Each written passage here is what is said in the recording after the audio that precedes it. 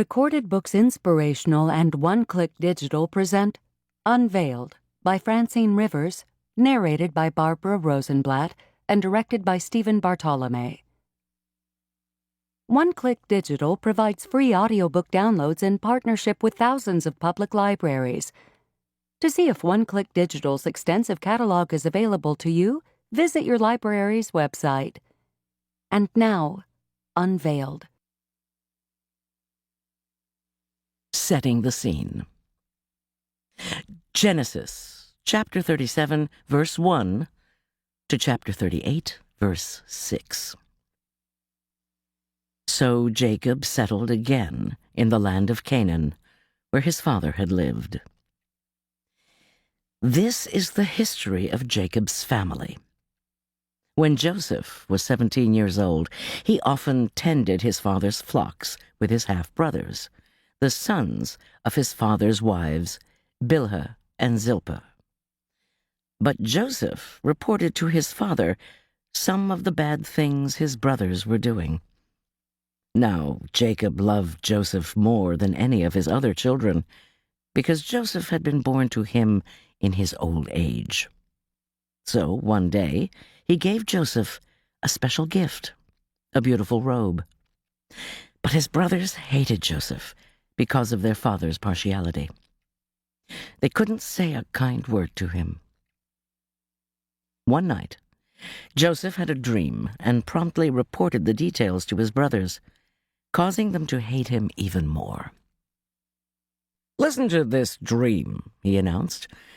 "We were out in the field tying up bundles of grain. My bundle stood up, and then your bundles all gathered around and bowed low before it." "So you are going to be our king, are you?" his brothers taunted. And they hated him all the more for his dream and what he had said. Then Joseph had another dream and told his brothers about it. "Listen to this dream," he said. "The sun, moon, and 11 stars bowed low before me." This time, he told his father as well as his brothers, and his father rebuked him. "What do you mean?" his father asked. "Will your mother, your brothers, and I actually come and bow before you?" But while his brothers were jealous of Joseph, his father gave it some thought and wondered what it all meant. Soon after this, Joseph's brothers went to pasture their father's flocks at Shechem. When they had been gone for some time, Jacob said to Joseph, "Your brothers are over at Shechem with the flocks. I'm going to send you to them." "I'm ready to go," Joseph replied. "Go and see how your brothers and the flocks are getting along," Jacob said. "Then come back and bring me word." So Jacob sent him on his way, and Joseph traveled to Shechem from his home in the valley of Hebron. When he arrived there, a man noticed him wandering around the countryside. "What are you looking for?" he asked. "For my brothers and their flocks," Joseph replied. "Have you seen them?"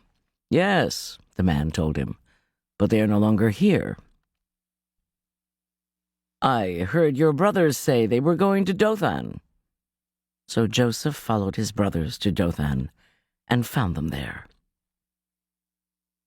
When Joseph's brothers saw him coming, they recognized him in the distance and made plans to kill him. "Here comes that dreamer," they exclaimed. "Come on, let's kill him and throw him into a deep pit. We can tell our father that a wild animal has eaten him. Then we'll see what becomes of all his dreams." But Reuben came to Joseph's rescue. "Let's not kill him," he said. "Why should we shed his blood? Let's just throw him alive into this pit here. That way he will die without our having to touch him." Reuben was secretly planning to help Joseph escape, and then he would bring him back to his father. So when Joseph arrived, they pulled off his beautiful robe and threw him into the pit. This pit was normally used to store water, but it was empty at the time. Then, just as they were sitting down to eat, They noticed a caravan of camels in the distance, coming toward them. It was a group of Ishmaelite traders taking spices, balm, and myrrh from Gilead to Egypt. To keep listening to this audiobook, I've left you a link in the description so you can do it, at no cost thanks to Audible's 30-day free trial.